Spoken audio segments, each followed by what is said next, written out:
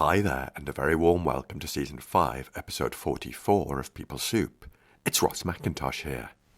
People listen to what or see what I do. They don't necessarily listen to what I say. So I had to really work hard with that embodied leadership of stepping into who am I when I am with, my inner circle group coaching program in my own home. There's only 4 women in that program because there's only 4 seats around my table apart from me. And that version of me who is at home, at ease, comfortable, in my yoga leggings, serving them in a evidence-based psychological practice way, but being my full self, who I am, that person also needs to be on social media. Otherwise it'll be jarring. If people then think that here's someone who's got a perfectly curated feed and always wears makeup, and what message does that send to women who feel that they're never enough? Peace Supers. Here's the first part of my chat with Michaela Thomas. Michaela is a senior clinical psychologist, CBT psychotherapist, author, and corporate speaker. Her first book is called The Lasting Connection, Developing Love and Compassion for Yourself and for Your Partner. She's also the creator and host of an award-winning podcast called Pause, Purpose, Play, which I thoroughly recommend. And she offers support for individuals, couples, and groups on issues such as perfectionism, excessive worry, and low self-esteem. One of her most recent initiatives is the facilitation and curation of a group coaching program called Burn Bright. This is transformational group coaching for the ambitious working woman who needs to be nicer to herself and calm the overwhelm. And if that sounds interesting, please listen on. Michaela is open about her life experiences and how she supports others, and you'll find more details of the Burn Bright program in the show notes. You'll also hear how she's making space to write her second book on the theme of perfectionism, how she's an embodied leader for her community and beyond, the impact of striving for perfection, and her first training as a clinical psychologist in Sweden, where she was taught that you don't speak about anything in your private life. For me, the clarity of Michaela's expression reflects her deep inner work.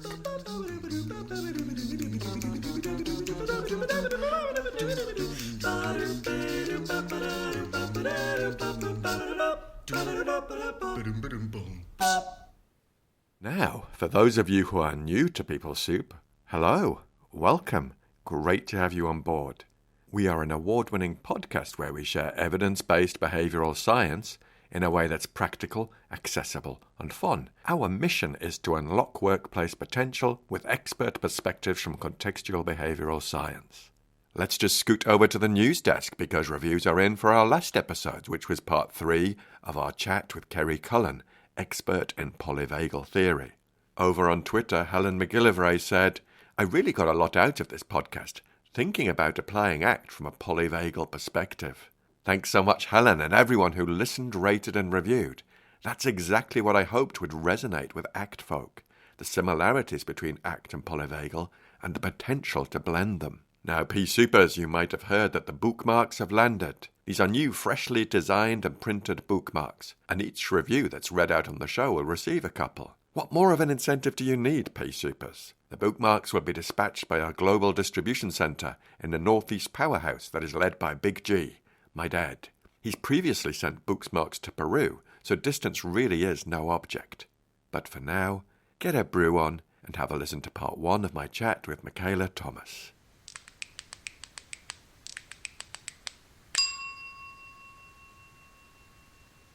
Michaela Thomas, welcome to People Soup. Thank you. I'm really excited about this. Yeah, me too. So, as you know, we have a research department here at People Soup Towers, and they've done a bit of digging about you. So I'd like to share with you what they've found out. And you sit back, but don't sit back too far, because they don't always get things exactly right. So, it says here, Michaela Thomas is a senior clinical psychologist and CBT psychotherapist. She's an author, and her book is called The Lasting Connection, Developing Love and Compassion for Yourself and for Your Partner. She's the creator and host of an award-winning podcast called Pause, Purpose, Play, which I would thoroughly recommend. And she offers support for individuals, couples, and groups on issues such as perfectionism, excessive worry, and low self-esteem. One of her most recent initiatives is that she's facilitating and curating a group coaching program called Burn Bright, a transformational group coaching for the ambitious working woman who needs to be nicer to herself and calm the overwhelm. And I just love that description. It really resonates with me, but I don't think I'm eligible. But amen, hats off to you.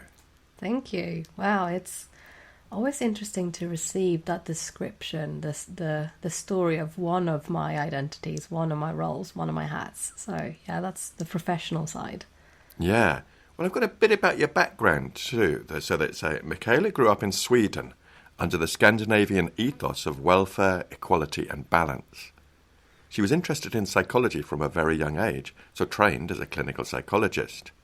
And what does she love? She loves connecting with others and helping them find their way out of the darkness.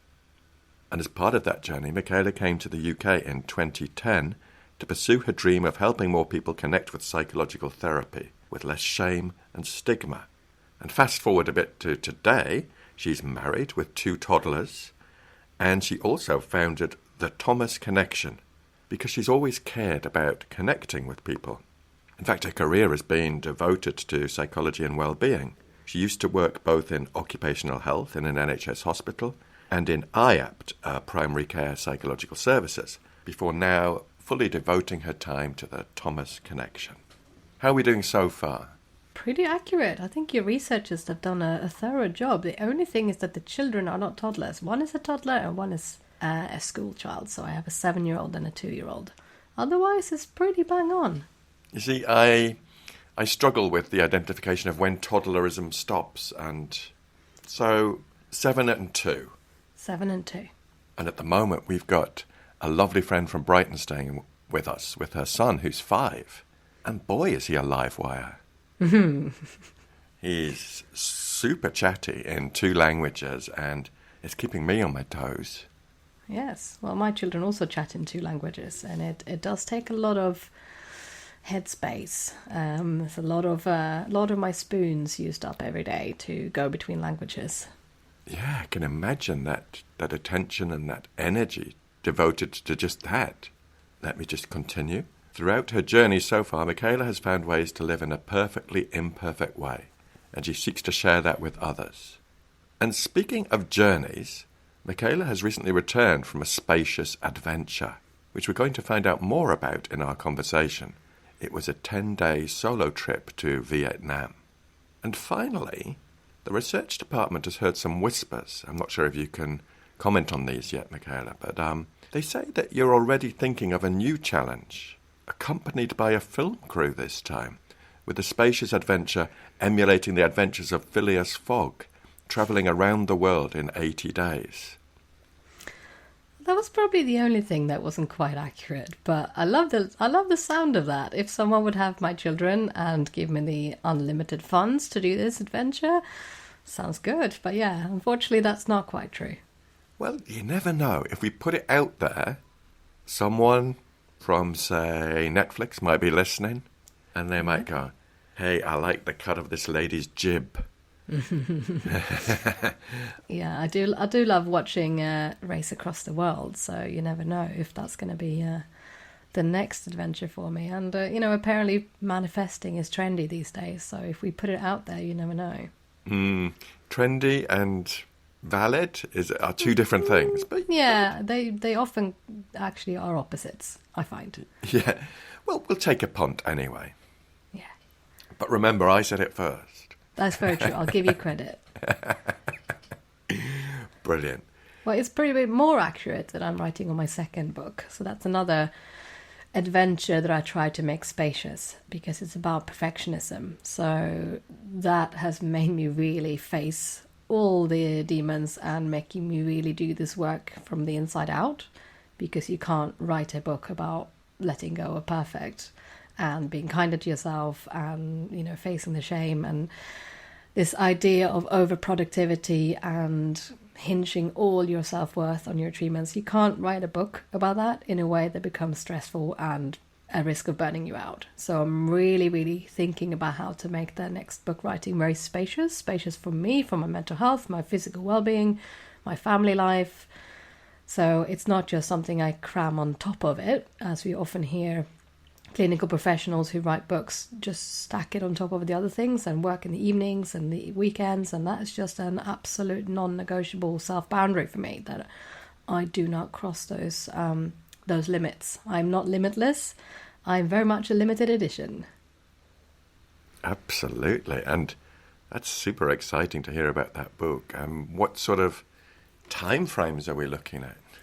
I have no idea, Ross, if I'm really honest, because it wasn't accepted by my current publisher. No hard feelings, it just wasn't the right book for them, and they had something in their library that would potentially be too similar. So I'm now publisher hunting. So yeah, let's put that out there. So if anyone knows of a good publisher who would be interested in my second book, then let me know. I'm looking for the best home for it. And that's how I reframed it in my mind, because rejection obviously is painful. Rejection hurts, especially when you have an ADHD brain that's sensitive to rejection.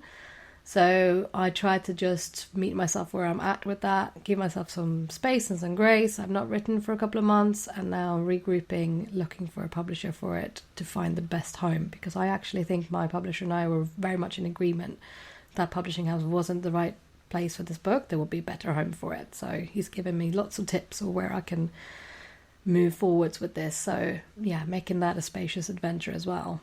And at this moment, I'd just like to press pause and acknowledge you for the great courage I see in you. In writing this book, just a few examples there, P-Supers, in writing this book, you really going deep into that inner work so you can really represent it out there on the page to support others is so courageous and powerful for me.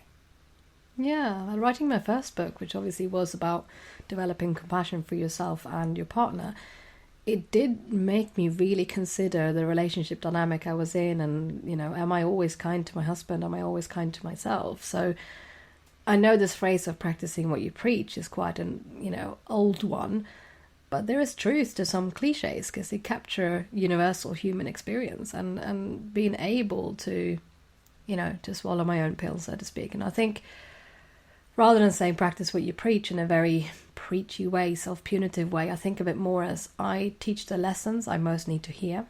So whenever I teach this in Burn Bright, my group coaching program, in our weekly coaching calls, I feel like I'm talking to the old version of me who was very self-critical, who felt ashamed, who always strived for more achievements and didn't feel good enough. I feel like I'm not just talking to these women who are a few steps behind me. I'm talking to the version of me that was there, who I need to constantly tell that message to. Gosh. And one of the other things I really applaud you for is living your life out loud. Really thinking how you can take your own experience plus all your clinical expertise to support others. And in your social media, you really tell it how it is from your own experience. It kind of has this approach from me of, hey, it's okay. It's okay not to enjoy crafts, or it's okay not to enjoy the Christmas preparations or the trials and tribulations of Christmas. I think you are a really important role model for us all. Well, sometimes it's referred to as embodied leadership, but I think of obviously being trained in compassion-focused methods as well as ACT. I think of it as much more as compassionate, and which version of me is present on social media, because social media is a huge beast of problem. And if you show up there as a practitioner being all the things you're trying to tell people not to be, or to notice when they are being, like perfect or hard on themselves, I mean, monkey see, monkey do, right? People listen to or see what I do. They don't necessarily listen to what I say. So I had to really work hard with that embodied leadership of stepping into who am I when I am with, my inner circle group coaching program in my own home. There's only 4 women in that program because there's only 4 seats around my table apart from me. And that version of me who is at home, at ease, comfortable, in my yoga leggings, serving them in a evidence-based psychological practice way, but being my full self, who I am, that person also needs to be on social media. Otherwise it'll be jarring. If people then think that here's someone who's got a perfectly curated feed and always wears makeup, and like what message does that send to women who feel that they're never enough, looking at someone else who sits there and looking like they never have a problem, or they're enjoying all the Christmas crafts and never shout at their kids or never do all those things that they do, that triggers their failure stories. I really think it's very important to lead with that example, that it is okay to show up being your, I don't want to say the words your authentic self, because, we have many selves, but show up as a way that signals that this is who I am, and that is enough. And one of the most liberating things I heard in this sort of space of online business was someone who said, I'm not everyone's cup of tea, but I am someone's shot of tequila.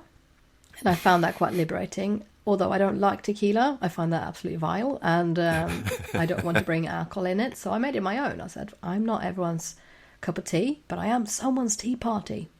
And that's how I then started taking out my finest Japanese bone china for tea parties at the home retreats, so that I can serve these women and really, really treat them, really help them receive. So sitting there sipping from someone's finest china, knowing that's been taken out for them. Not just, oh, we'll take that out when someone important comes, but actually they are the important ones. I practice a lot more of those things now, of receiving and giving myself the allowance to have those pleasures in life, taking out the really finest china, making some really nice banana bread or whatever it is I want to make for them. And I think that permission piece has been the bit that has unlocked all my other practices. That the pause, the purpose, the play practices that I talk about on my podcast. That without the permission piece, we can know all the stuff. We can be aware of all the self-care practices and self-compassion practices, but we're not doing them because we don't allow ourselves the permission to receive that, to have that compassion flowing in. So that's a long-winded way of explaining how it's really important to me how I show up and who I am, and needing to kind of let my different circles, sort of the psychologist circle and the, who I am as a private person, needing to overlap a lot more than they used to when I first trained, when I first came into clinical psychology when I was 19, and was told by, my first ever supervisor that, you don't speak about anything about your private life. There was the whole tabula rasa, the blank slate. And I remember with, horrible anxious agony when I think back to this memory, a young person who was asking my supervisor, did you, was it stressful to go to work today? The young person was very anxious and they were trying to make small talk. And the stone-faced response from my supervisor of not discussing that.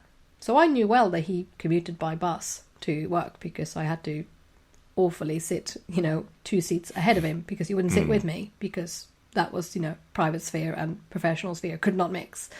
And that was my first journey into thinking that this is what a psychologist is. And I still remember the agony, the misery I felt in my body, a visceral sense of I'm feeling this awkwardness, this pain in this young person asking a question and not being given a answer because of how clinical psychology was supposed to be. A blank slate, tabula rasa.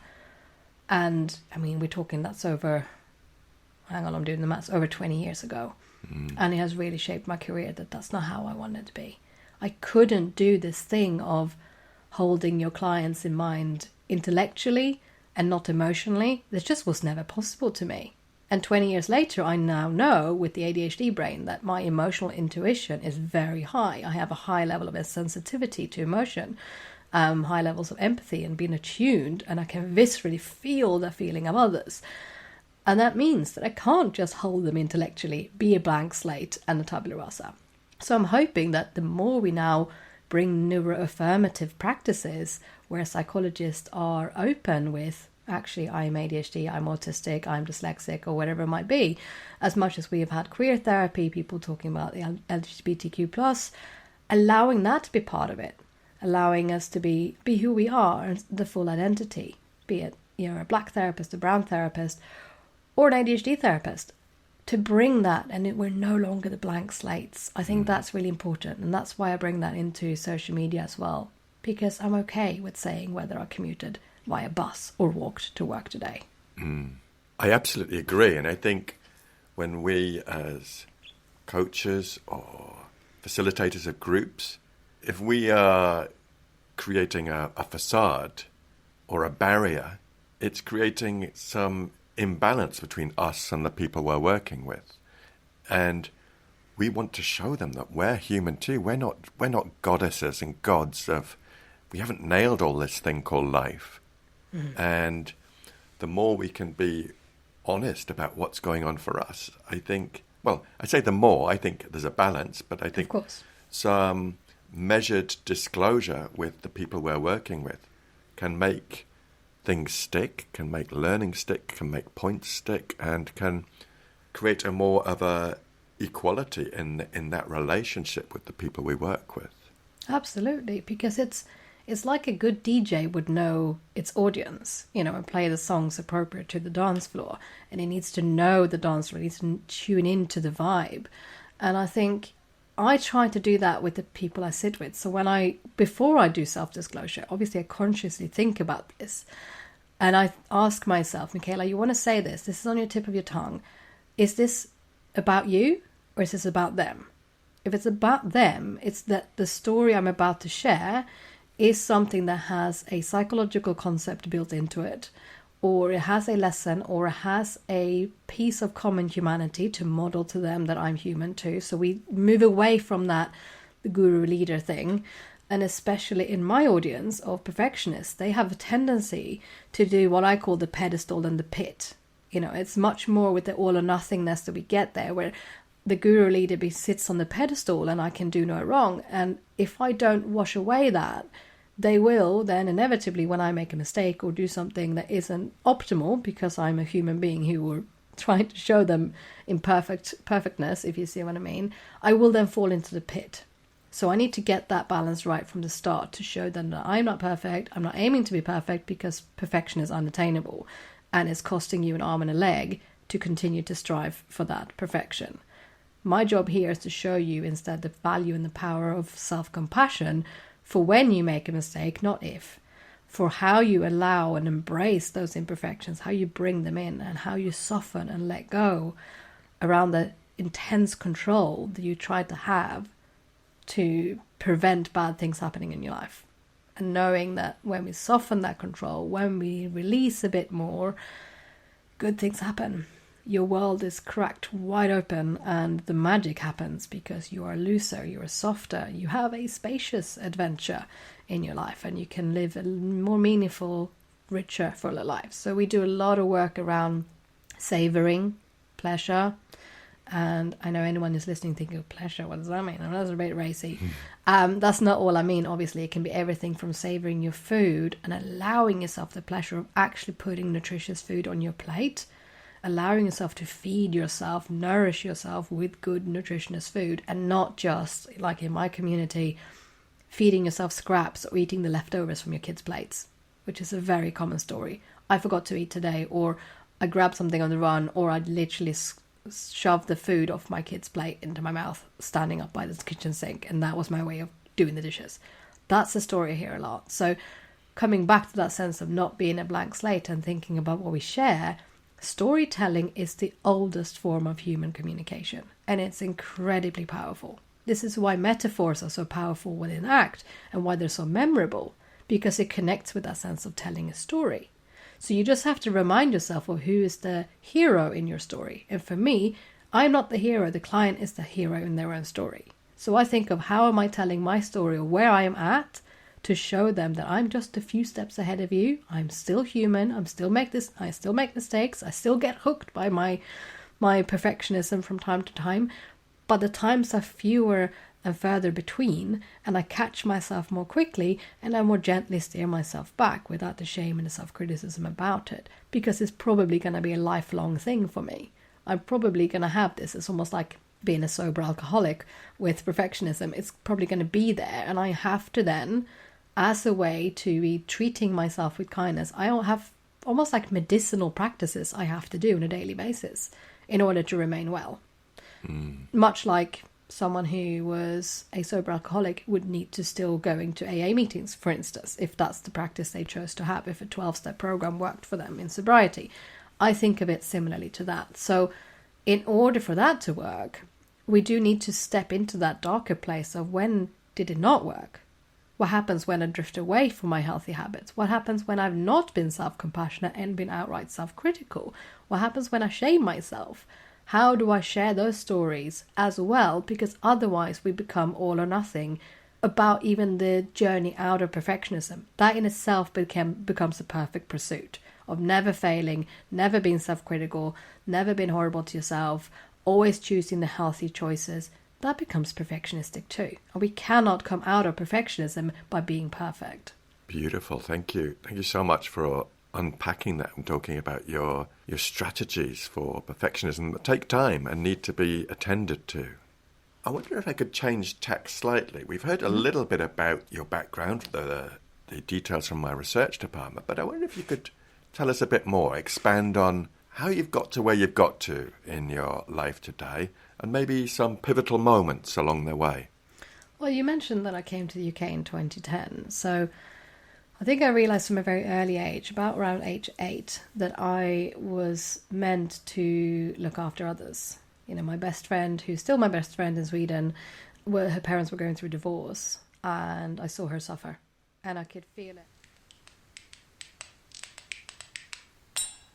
That's it, Pea Supers. Part 1 of my chat with Michaela in the bag. You know what they say, always keep them wanting more. Thanks to Michaela for being so open about her life and work.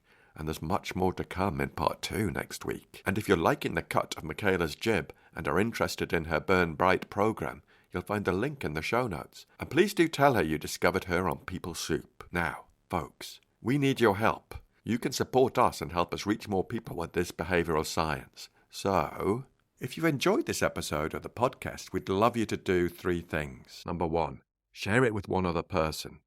Number 2, subscribe and give us a 5-star review, whatever platform you're on. And number 3, share the heck out of it on the socials. This would all help us reach more people and make some noise with stuff that could be useful. We'd love to hear from you, and you can get in touch at peoplesoup.pod@gmail.com.